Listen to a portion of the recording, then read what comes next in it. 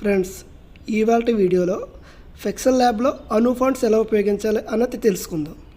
దీనికోసం మనకు కావాల్సిన అప్లికేషన్స్ ఫెక్సెల్ ల్యాబ్ మరియు వర్డ్ ఫైల్. ముందుగా గూగుల్ ఓపెన్ చేసి సెర్చ్ బార్లో unique code, non unique code అని సెర్చ్ చేయండి. సెర్చ్ చేసిన తర్వాత ఒక అడ్రస్ చూపిస్తుంది. దాని ఫస్ట్ లింక్ని టచ్ చేసి పేజ్ ఈ విధంగా ఓపెన్ అవుతుంది. దాన్ని జూమ్ చేస్తే ఒకసారి ఒక దగ్గర యూనిక్ కోడ్ టెక్స్ట్, నెక్స్ట్ పేజ్లో అను ఫాంట్స్ 6.0 అని చూపెడుతుంది. చూసారు కదా ఫ్రెండ్స్. ఇప్పుడు మీరు ఈ యూనిక్ కోడ్ టెక్స్ట్ దగ్గర ఏదన్నా పదం టైప్ చేయండి. పేజ్ పైన చూసారు కదా, unique code to non unique code font converter. ఇప్పుడు యూనిక్ కోడ్ టెక్స్ట్ దగ్గర మీ మొబైల్లో మీరు కూడా అని టైప్ చేశారు. టైప్ చేసి పక్కన అను ఫాంట్ 6.0 ఉంది కదా ఫ్రెండ్స్, చూసారు కదా. అక్కడ జూమ్ చేసి చూపిస్తున్నాను ఒకసారి మీకు. యారో మార్క్ ఉంది కదా, దాన్ని ప్రెస్ చేస్తే అను 7.0 అని సెలెక్ట్ చేయండి. సెలెక్ట్ చేసిన తర్వాత ఈ విధంగా కోడింగ్ రూపంలో చూపిస్తుంది మీకు. ఇప్పుడు మీరు ఆ మొత్తాన్ని సెలెక్ట్ చేయండి. సెలెక్ట్ చేసి కాపీ చేయండి. కాపీ చేసి వెనక్కి వచ్చేయండి. ఆ పేజ్ నుంచి మీరు వెనక్కి వచ్చేయండి.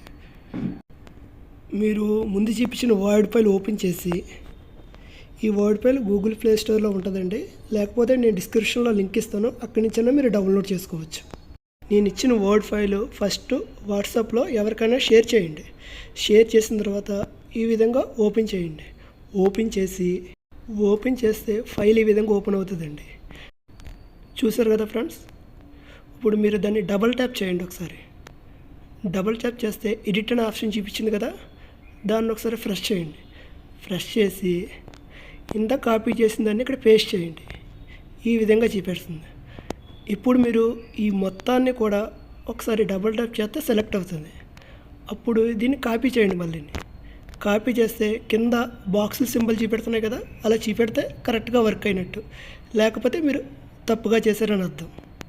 ఇప్పుడు దీన్ని కాపీ చేశారు కదా, కాపీ చేసి మొత్తం మళ్ళీ వెనక్కి వచ్చేయండి. మీరు వెనక్కి వచ్చేసి ఫెక్సెల్ ల్యాబ్ అప్లికేషన్ ఓపెన్ చేయండి.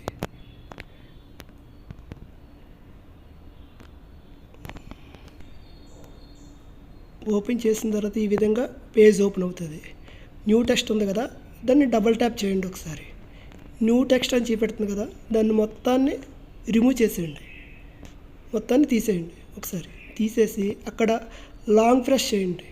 లాంగ్ ప్రెస్ చేస్తే పేస్ట్ అనే ఆప్షన్ చూపెడుతుంది కదా మీకు, దాన్ని టచ్ చేయండి. ఇలా ఈ విధంగా బాక్సుల కింద చూపించింది కదా, ఇప్పుడు వర్క్ అయినట్టు.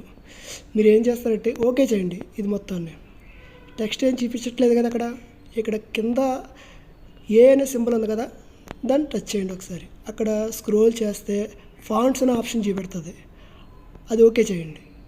ఫాంట్స్ అని ఓకే చేసి ఫాంట్స్ మై ఫాంట్స్ రీసెంట్ అని ఉంది, మై ఫాంట్స్ ఓకే చేయండి. దాంట్లో మనం ఏదైతే డౌన్లోడ్ చేసుకున్నామో ఆ ఫాంట్స్ అన్నీ ఉంటాయి. ఫస్ట్ అజంతా అని ఫాంట్ ఉంది, అది ఓకే చేసాం. ఓకే చేస్తే చూసారు కదా మీరు, వర్క్ అయింది కదా తెలుగు ఫాంట్. ఇప్పుడు వేరే ఫాంట్ కూడా ట్రై చేద్దాం. అలాగే ఈ ఫాంట్కి ఒకసారి కలర్ మారుద్దాం. కలర్ బాక్స్లోకి వెళ్ళి రెడ్ కలర్ తీసుకున్నాం, బ్లాక్ కలర్ తీసుకున్నాం. చూసారు కదా చేంజ్ అవుతుంది.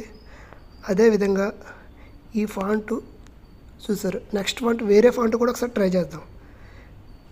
ఫాంట్ ఆప్షన్లోకి వెళ్ళి మై ఫాంట్స్లోకి వెళ్ళి ఒకసారి మీరు చూడండి, ఒక్కొక్క ఫాంట్ మారుస్తున్నాను.